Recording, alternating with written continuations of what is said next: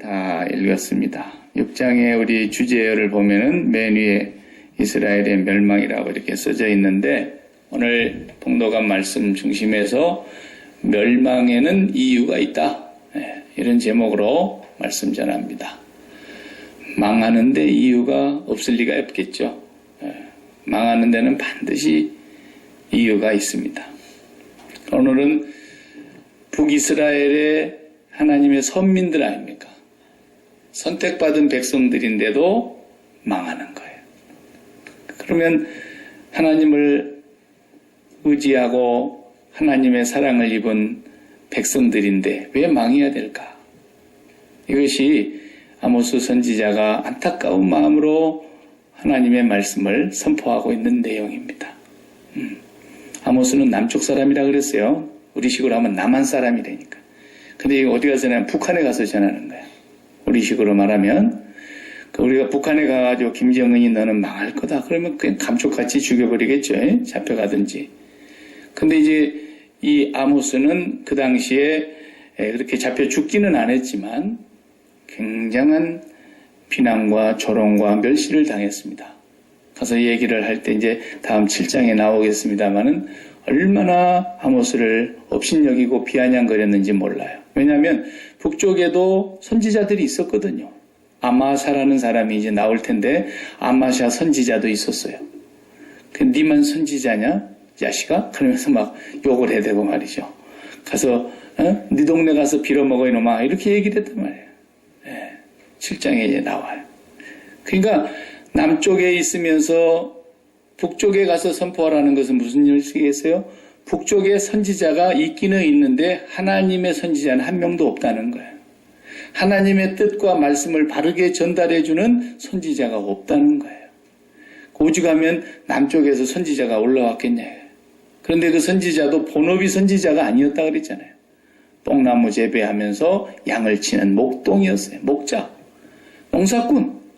오늘 하나님이 그를 보내서 가서 얘기를 하라 그러니까 하나님의 명령대로 가서 전하는 것이 아모스의 내용이십니다.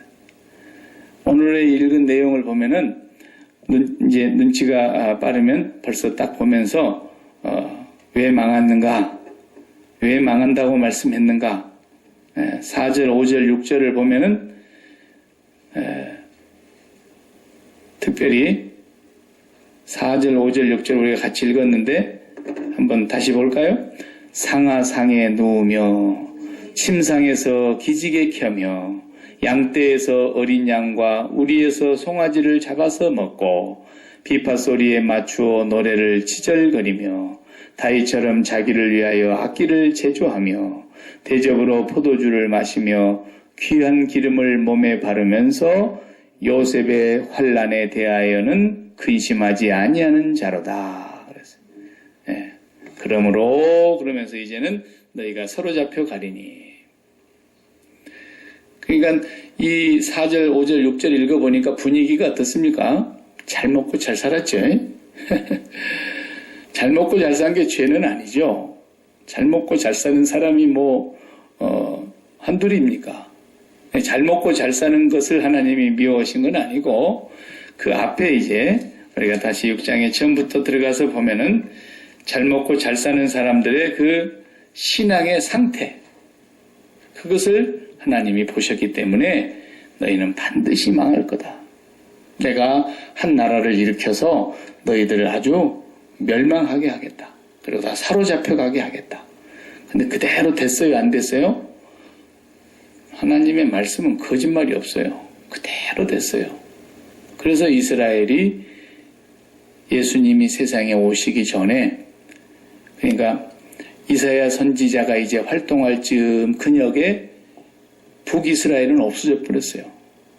이사야 선지자는 남쪽에서 예언을 했던 사람인데 이 이사야 선지자의 활동을 할 그 시기쯤 되니까 벌써 북쪽의 이스라엘은 나라가 없어져 버린 거예요.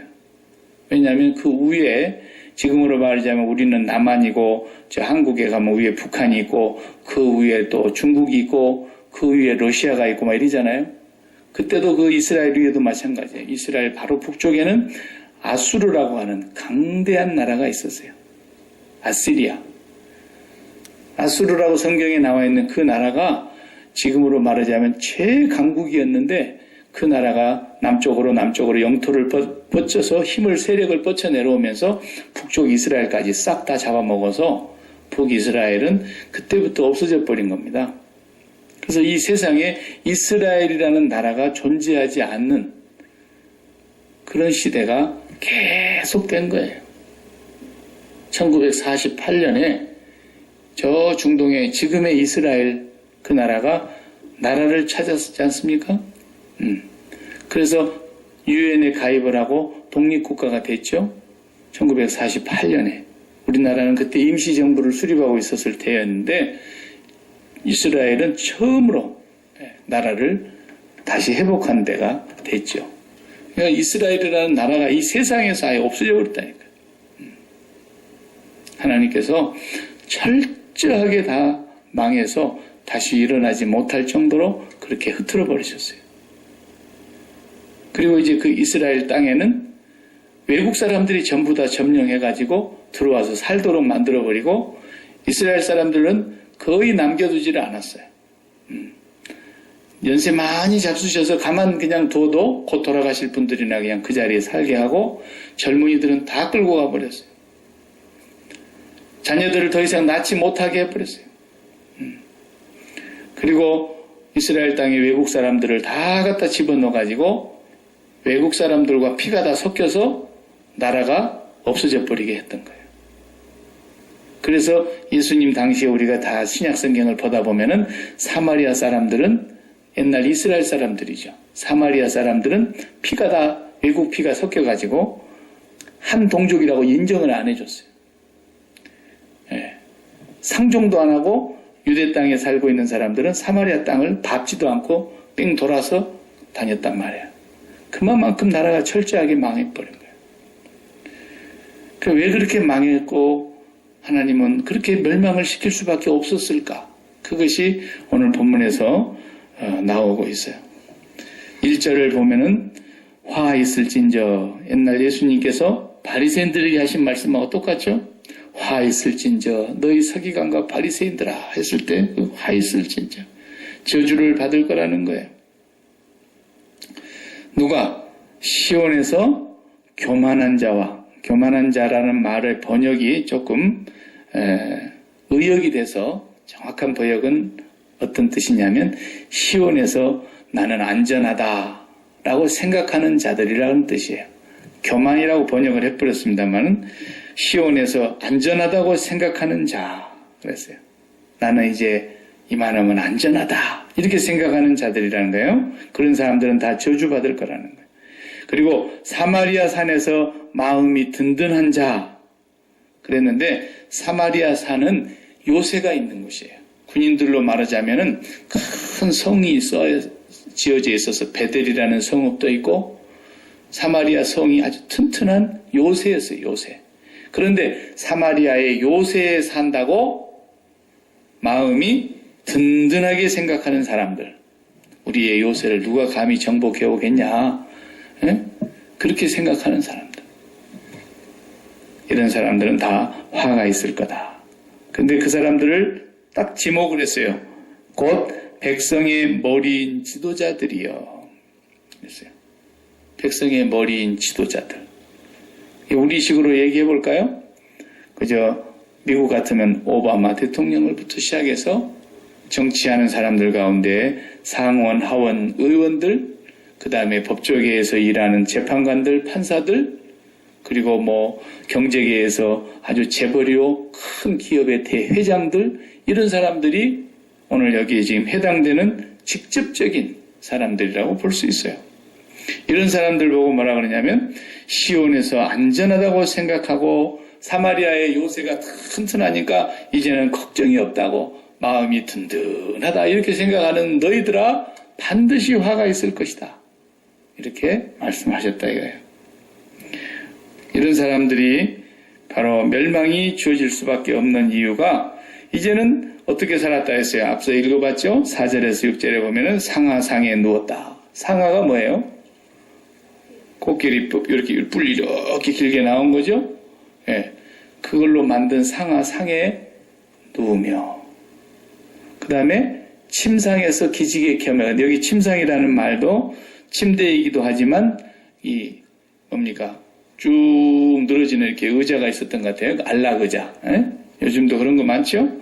안락 의자 쭉 뻗어갖고 침대 같기도 하고 의자 흔들흔들 하면서 그렇게 쉴 수 있는 의자. 상하상에 누우며 침상에서 기지개 켜며, 안락한 소파들을 그때도 많이 만들어 놓고 살았던가 봐요. 그 다음에 또 뭐가 있습니까? 어린 양과 송아지를 아주 살찌고 진미를 골라서 먹으면서, 어린 양이나 송아지들을 골라서 살찐 소들을 잡아 먹으면서, 그 다음에 5절에 보니까 비파 소리에 맞추어서 노래를 지절거렸다 그랬어요. 이게 흥청망청한 거죠. 잘 먹고 이제 배 두드리면서 술에 취해가지고 노래소리, 비파소리에 맞춰서 노래를 흥얼거리는 자들. 여기 보니까 다윗처럼 악기를 만들었다는데, 다시 말하면 지들이 다윗이나 되는 것처럼 그 말이에요. 다윗이 원래 악기를 많이 만들기도 하고 악기를 연주하기를 좋아했던 분이죠. 지들이 다윗이나 되는 것처럼 악기를 만들어가지고 자기들을 위하여 연주를 하면서 그 악기 소리에 맞춰서 노래를 지절거리는 자들이다. 그래서 6절에 또 보면은 대접으로 포도주를 마시고 향유를 부었다. 그래서 이렇게 살아가는 사람들의 모습을 우리가 보면은 한마디로 높은 사람들이요, 정치나 경제나 사회나 이 모든 분야에서 위에 있는 사람들, 지도자들, 이런 사람들이 다 이렇게 살면서 그 다음에 어떻게 했던 거예요? 그렇게 마음껏 즐기면서 분에 넘치는 삶을 살면서 허영에 빠져서 살면서 요셉의 환난에 대해서는 근심하지 아니하는 자들이다 그랬어요. 전혀 백성들의 어려움이나 그 사회의 문제에 대해서는 전혀 신경 쓰지 않는 그런 사회가 되고 말았다는 거죠. 이렇게 되면 망합니다. 반드시 망하게 돼 있어요.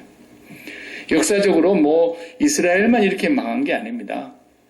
옛날 제정 러시아 시대에도 러시아가 얼마나 잘 살았습니까? 지금이야 이제 너무 가난해가지고 나라와 땅덩어리는 크고 옛날에 그래도 잘 살아본 그것은 있어가지고 그래도 좀 큰 소리를 치려고 그러지만 미국이 한방 땅 치면 소련은 지금 넘어가게 돼 있어요. 아무 의미 없어요. 지금 러시아는. 그 소비에트 사회주의 연합으로 해가지고 공화국을 만들어서 굉장한 힘을 가졌던 때가 있었죠, 한때는. 그러나 그 나라가 완전히 이제 경제가 몰락이 되고 혼란이 와서 이제는 다 신생 독립국가들이 생겨나 버리고 러시아 땅은 많이 줄어들었어요. 근데 그 러시아가 본래 기독교가 창궐했던 땅입니다. 한 명도 하나님을 섬기지 않는 사람이 없었습니다. 제정 러시아 시절에. 그리고 교회의 역사를 공부해 보면 세계 교회의 역사에 러시아의 정교회가 국교입니다. 지금도 마찬가지지만 정교회는 뭐냐? 우리 기독교와 같아요. 의식은 좀 이렇게 천주교 의식 같이 보이지만은 그들이 믿었던 하나님, 그들이 믿었던 예수님 다 똑같아요. 그러나 그 사람들이, 저도 러시아 땅을 웬만큼 다녀봤는데 그 제정 러시아 시절에 하나님의 복을 받아서 얼마나 그 화려한 삶을 살았는지 가서 보면 입이 딱 벌어져요. 잘못하면 그 여행 가이드가 그랬답니다. 여기 이렇게 궁전에 관광 와서 이렇게 보러 왔다가 턱이 빠진 사람들이 참 많다고. 우와 그러다 턱 빠지니까 조심하라는 거예요. 너무너무. 그리고 빌딩이며 이런 것들이 대단합니다. 카메라가 웬만큼 좋아가지고는 그 건물이 한 번에 안 찍혀요.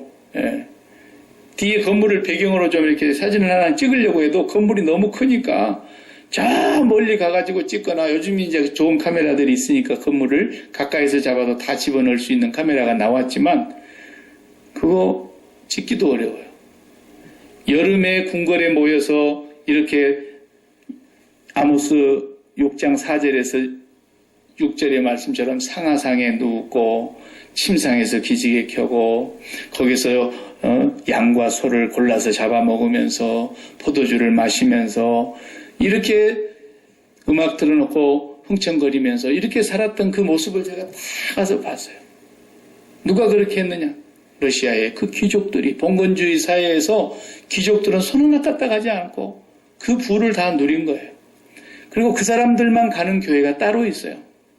다른 사람은 주일이 돼도 교회를 못 와요. 그분들만 가는 교회를 그 옆에 딱 지어놨어요. 금으로 지어놨어요. 위에 이렇게 둥글둥글한 이렇게 양식으로 건물을 짓지 않습니까? 거기는 다 금으로 칠했어요. 금으로.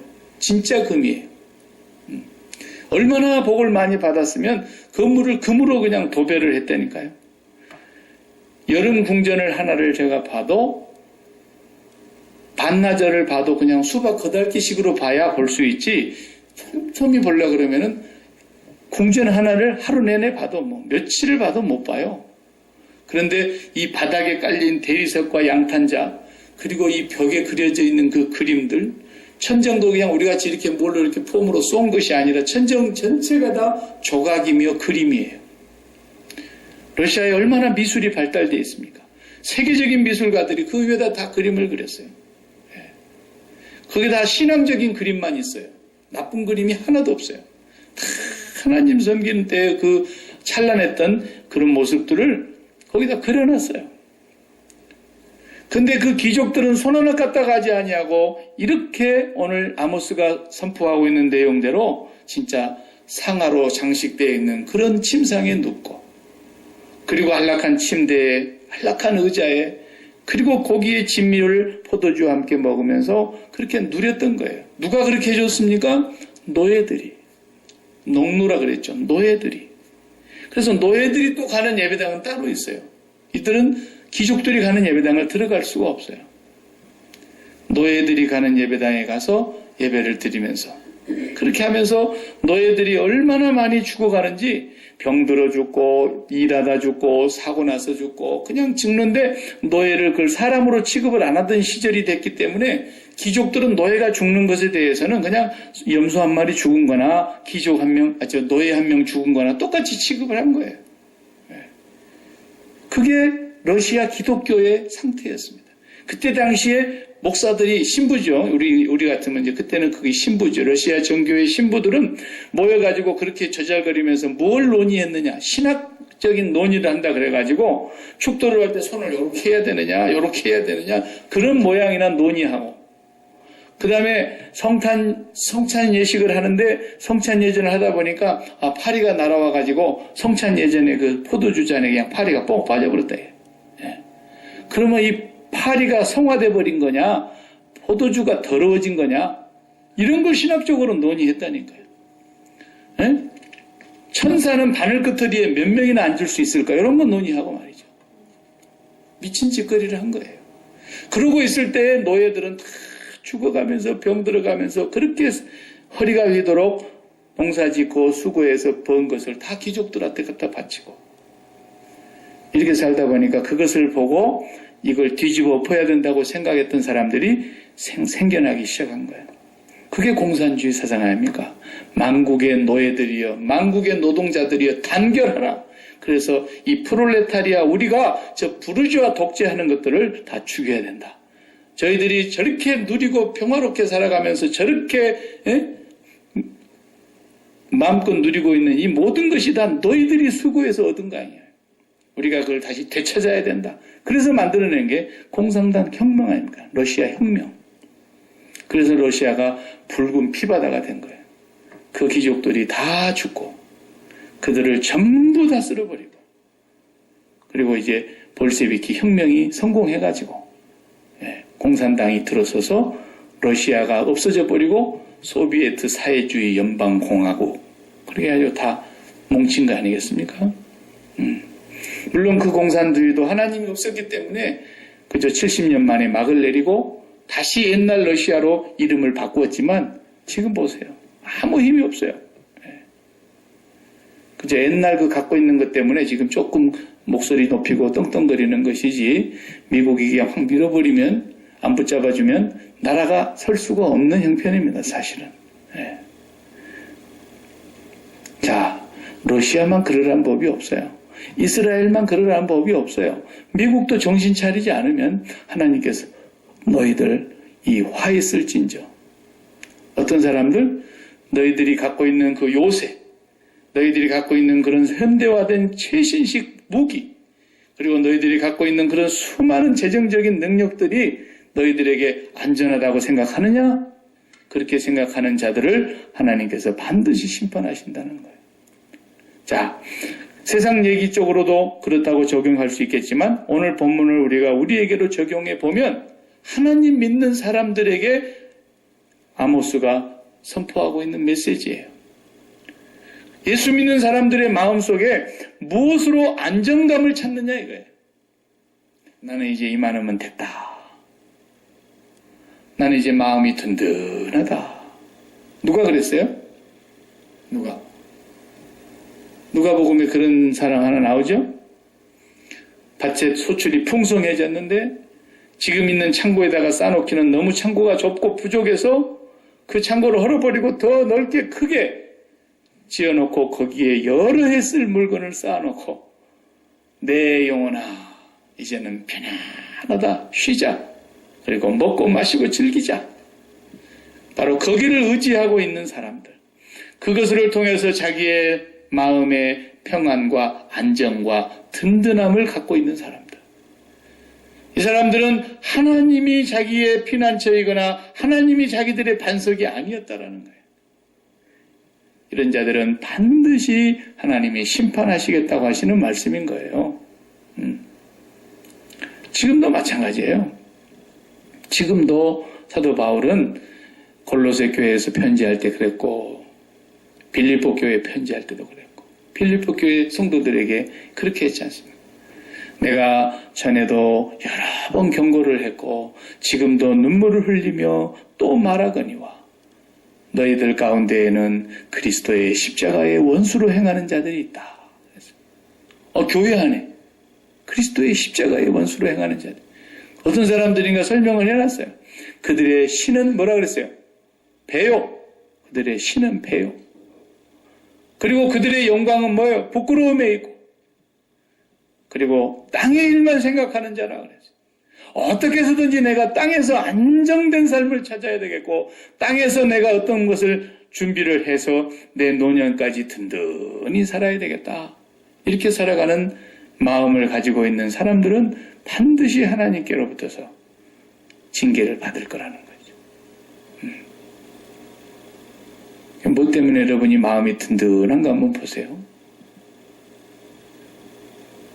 나는 이제 걱정이 없다. 나는 이제 이만큼 가지고 있으면 내 삶은 죽는 날까지 보장이 된다. 이런 사람들이 다 하나님을 떠난 사람들이에요. 하나님을 떠난 사람들.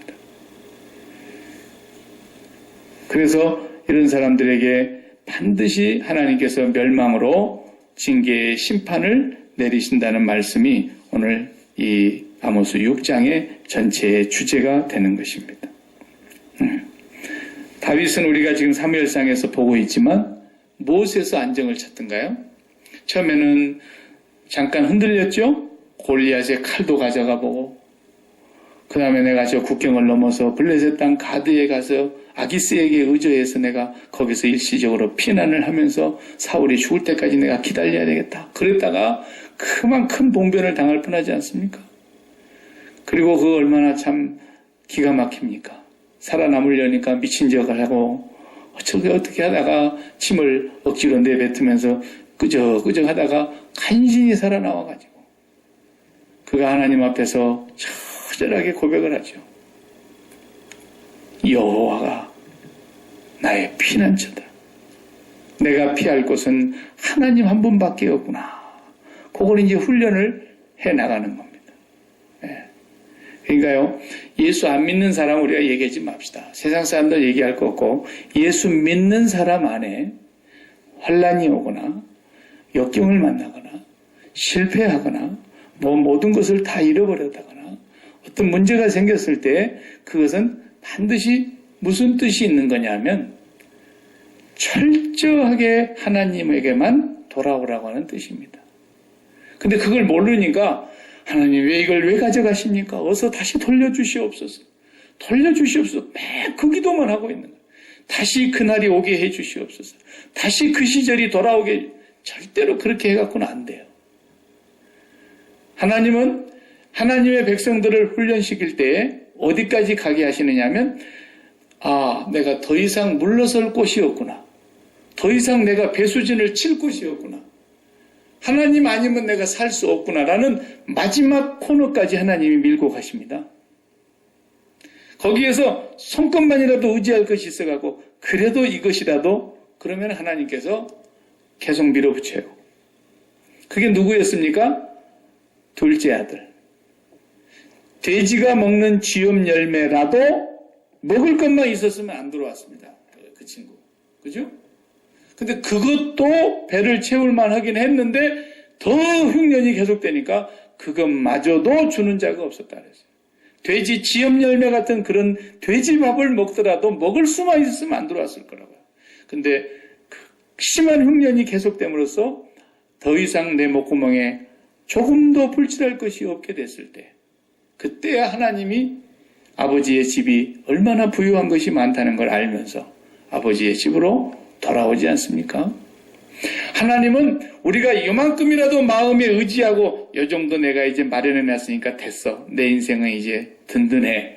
하나님이 그러면 예수 안 믿는 사람은 그거 괜찮아요. 예수 믿는 사람은 하나님이 그걸 싹 밀어버립니다. 그런 마음을 먹고 있으면 하나님 싹 다 가져가 버려요. 그래서 성경을 보세요. 언제나 하나님을 바라보지 아니하고 하나님이 주신 것들의 마음이 뺏기면 땅의 것의 마음이 뺏기면 하나님은 그들을 끌고 어디로 다시 나갑니까? 광야로 다시 나갑니다. 이스라엘이 출애굽했을 때 광야 생활만이 광야가 아니었어요. 다시 바벨론이 들어와가지고 싹 다 긁어가고 바벨론 사람들이 다시 잡아가지고 광야로 끌고 나가지 않습니까? 그러니까 우리 약기마를 가만히 보면은 제가 참 약기마 올 때도 그런 생각이 들었는데 지금 우리가 살고 있는 요 오아시스 같이 마련해 놓은 요거 말고 그 너머를 가만히 봐봐요. 엘렌스버그 나가면서 좌우를 쳐다보고 육군들 훈련하는 땅 거 다 보세요. 거기에 아무것도 없잖아요. 거기다가 그냥 사람을 한 달씩 집어넣어가지고 텐트만 치고 살라고 합숙을 시켜놓으면 정말 불편할 거예요. 예. 편의시설도 없고 물도 제대로 공급이 안 되고 마음대로 먹을 것을 사 먹을지도 못하고 그 울타리 딱 쳐놓고 못 나가게 해봐요. 얼마나 힘들겠어요. 그런데 그 속에서 군인들은 훈련을 하면서 살아남는다 이거예요. 예. 그 더위에서도 살아남고. 그러니까 그곳에서 살아남는다는 것은 뭘 의미하는 겁니까? 이스라엘 백성들이 광야로 나가서 살 때 끝까지 하나님만 쳐다보면 다 먹게 해놨어요. 그래서 마지막 모세가 설교를 다시 한번 할 때 신명기 8장에 보면 그러지 않습니까? 왜 하나님이 40년 동안 만나만 먹게 한 줄 아느냐? 왜 그 많은 인생들이 하나님께서 만나만 내려서 먹게 하셨느냐 하면은 사람이 떡으로 사는 것이 아니라 하나님의 입에서 나오는 말씀을 순종만 하면 살게 한다는 것을 깨닫게 하려고 그랬다는 거예요. 만나도 있어야 되고 하나님의 말씀도 있어야 되고가 아닙니다. 그 본문을 보면은 본문을 정확하게 보면은 본문의 의미는 뭐냐면 만나를 먹었으니까 물론 살았지만 만나를 먹고도 그들이 살아남은 것은 하나님의 말씀만 믿고 나가면 절대로 먹고 사는 것은 문제가 없다는 걸 깨닫게 해주신 거예요. 40년 동안. 만약에 그들이 거기서 하나님 말고 다른 것으로 먹으려고 하는 욕심을 부릴 때면 언제나 징계가 내려왔습니다. 왜 마늘 없습니까? 그랬어요. 왜 상치는 없습니까? 왜 부추는 안 줍니까? 왜 고기는 안 줍니까? 이럴 때마다 하나님이 계속 매를 때리는 거예요. 내가 너희들 굶어 죽일까 보냐? 내 말대로 순종만 하면 길도 안 잊어버리고 죽지도 않고 배고프지 않고 춥지도 않고 덥지도 않고 내가 하라는 대로만 하면 된다는 것을 하나님이 40년 훈련시킨 거라니까. 이것이 광야 생활입니다. 하나님께서 우리를 광야의 한복판에 집어넣는다고 하는 것은 우리가 사막에 가서 살아야 된다는 의미가 아니고 이 세상을 살면서도 도시 안에 살면서도 하나님만 바라다보고 살아야지 우리 주변을 철저하게 광야로 우리가 인식을 하고 살아야지 이 땅의 것을 의존하면서 살려는 마음이 우리 마음을 차지하게 되면 하나님은 반드시 징계하신다는 거예요. 택한 백성이 아닌 사람은 하나님이 손을 안 대요. 택한 백성만 하나님이 그렇게 하시는 거예요. 그러니까 나도 그렇게 매 안 맞으려면 안 택한 백성처럼 그냥 하나님 품 밖으로 나가버려야 되겠구나. 그럼 나가세요. 나가면은 안 죽을 만큼 맞고 결국은 돌아오죠. 근데 어떤 사람이 항상 맥락은 생각을 하는 거예요. 내가 그렇게 마음대로 살아보다가 딱 죽기 2달 전에 우편의 강도처럼 그냥 얼른 회개하고 죽을란다고. 그렇게 맹랑한 생각이 들 때가 있는데 하나님은 그런 사람들을 회개할 기회도 없이 형장의 이슬로 사라지게 하십니다.